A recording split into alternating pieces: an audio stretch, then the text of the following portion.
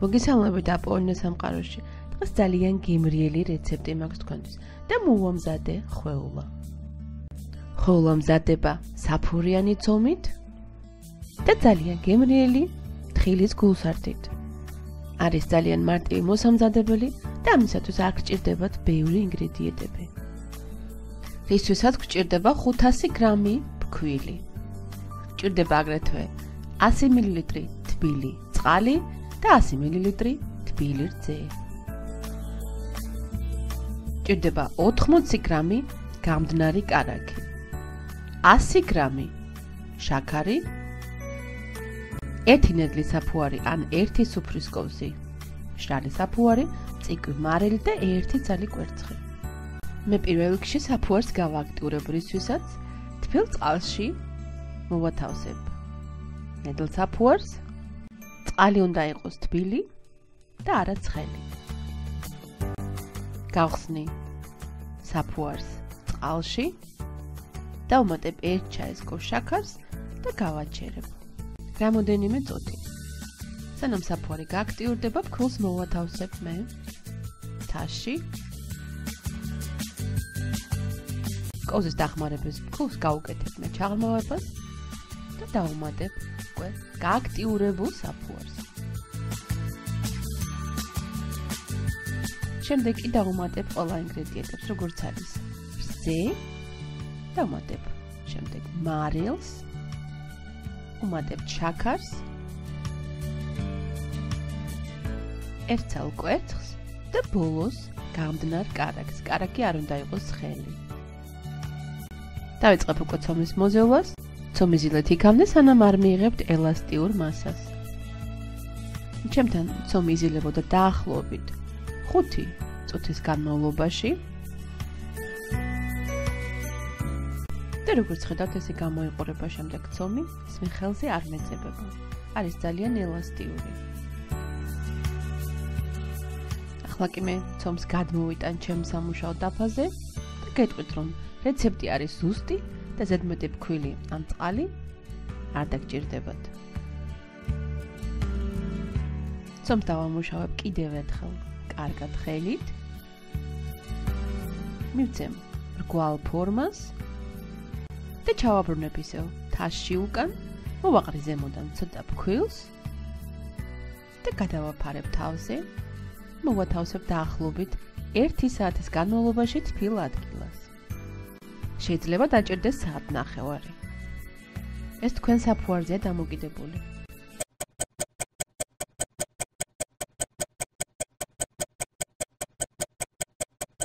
სანამ ჩემი ცომი ისვენებს, მოვამზადებ მე თხილის გულსარს, რისთვისაც მჭირდება 200 გრამი თხილი, 100 გრამი შაქარი ან გემოვნებით. გეტყვით, რომ ძალიან ტკბილი არ არის. გჭირდება აგრეთვე იმდენი რძე, რომ მივიღოთ წასასმელი მასა. გჭირდება 1 სუფრის კოვზი კაკაო და 1 ჩაის კოვზი დარიჩინი ან გემოვნებით. პირველ რიგში მე თხილს დავფქვავ. შეგიძლიათ თქვენ დაფქული თხილიც გამოიყენოთ, მაგრამ ესე ინარჩუნებს უფრო მეტ არომატს. და ამისათვის გჭირდება ცოტა ძლიერი მიქსერი. მე უკვე თხილით დავფქვი და ესე გამოიყურება შემდეგ ის. ის არ არის ძალიან წვრილად დაფქვილი. გადავიტან შემდეგ ჩემს თასში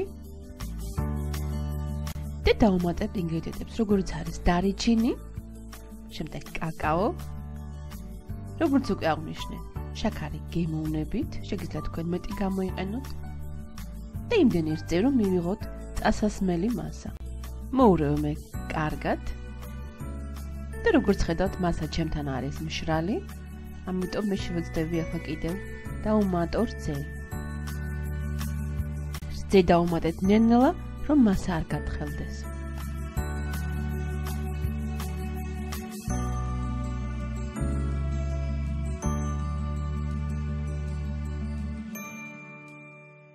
დაახლოებით 1 საათის შემდეგ ჩემთან ცომი გამოიყურება ესე. ცომი ამოვიდა კარგად.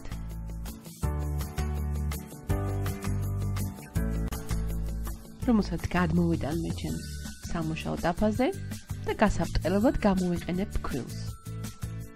ფქვილს მოვაყრე მე ჩემს სამუშაო დაფას და ხელით გავეყვან ცომს. ცომი არის ძალიან ფაფუგი და ძალიან მორჩილი.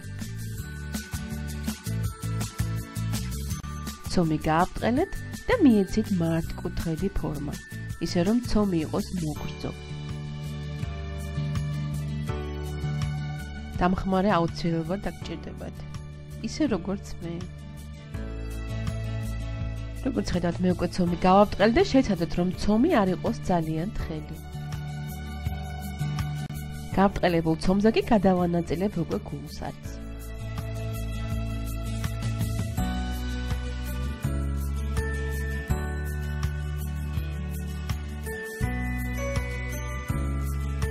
შემდეგ კი ბრტყელი საგნის დახმარებით წაუსვით ცომს და გადაანაწილეთ ისე, რომ ცომის ყველა ნაწილი იყოს დაფარული.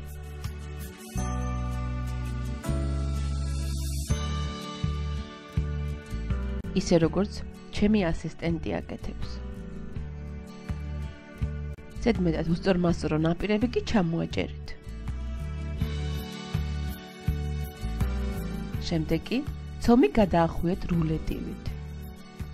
ეს არის ძალიან მარტივი პროცესი და შეეცადეთ, რომ გაბრტყელების დროს გამოიყენოთ ფქვილი იმისათვის, რომ შემდეგ დაფას არ მიეწებოს.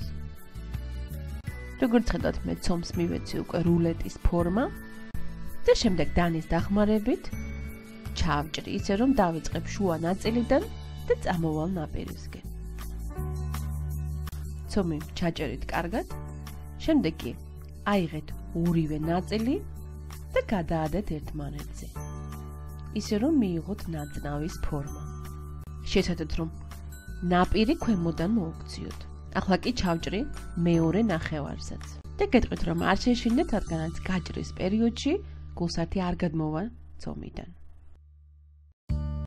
მეორე ნახევარსაც გადავაჯვარედინებ ერთმანეთზე. და როგორც უკვე აღნიშნე, ბოლოს მივიღებთ ნაწნავის ეფექტს.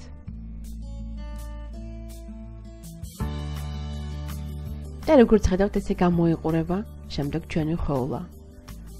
ან როგორც გერმანელები იტყვიან, ნაწნავი. მე გადავიტან ჩემს გამოსაცხო ფორმაზე და დავდებ ესეთი სახით. გადავაფარებ ზემოდან სამზარეულოს პარკს და მოვათავსებ დაახლოებით 30 წუთით გამთბარ ღუმელში, რომელიც გავათბეთ დაახლოებით 30 გრადუსზე. ჩვენი ხოვლა უნდა ამოვიდეს კიდევ ერთხელ. დაახლოებით 30-40 წუთის შემდეგ ხოვლა გამოიყურება ესე. როგორც ხედავთ, უკვე მოცულობაშიც მოიმატა და ხოვლა უნდა გამოვაცხოს წინასწარ გახურებულ ღუმელში 160 გრადუსზე დაახლოებით 30-35 წუთი. ღუმელის წინასწარ გახურება აუცილებელი არ არის.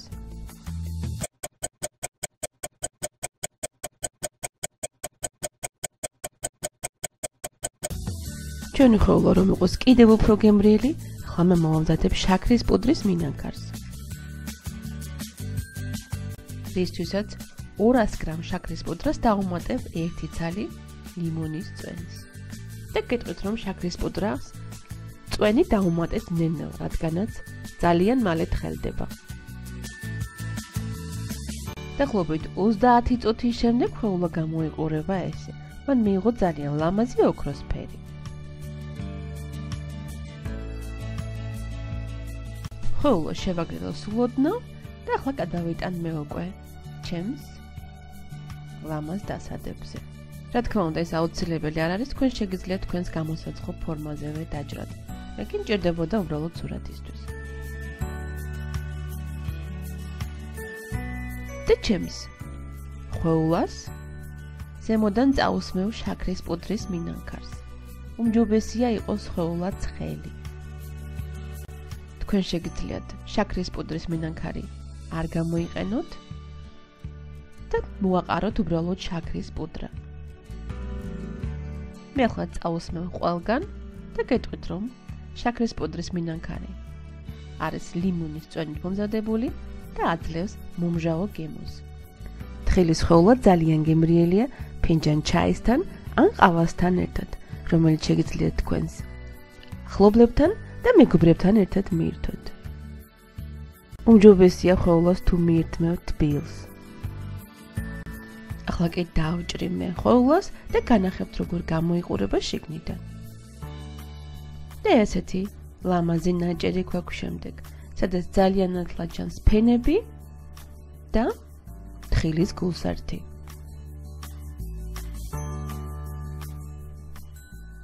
განახებთ კიდევ უფრო ახლოდან. თხილი შეგიძლიათ რა თქმა უნდა ნიგოზითაც ჩაანაცვლოთ. ახლა კი მე განახებთ როგორი სტრუქტურა აქვს ჩვენს ხოვლას. ეს არის ძალიან ფაფუკი, ძალიან ჰაეროვანი და ძალიან არომატული. მოსინჯეთ, გამოაცხეთ. ეს სულაც არ არის რთული და შეგიძლიათ სულ რაღაც მცირეოდენ ინგრედიენტებით მოამზადოთ ესეთი გემრიელობა. რისთვისაც აქ ჭირდებათ დიდი დრო და აქ ჭირდებათ დიდი ძალისხმევა. მე კი დიდ მადლობას გიხდით იმისათვის, რომ ჩემთან ერთად იყავით.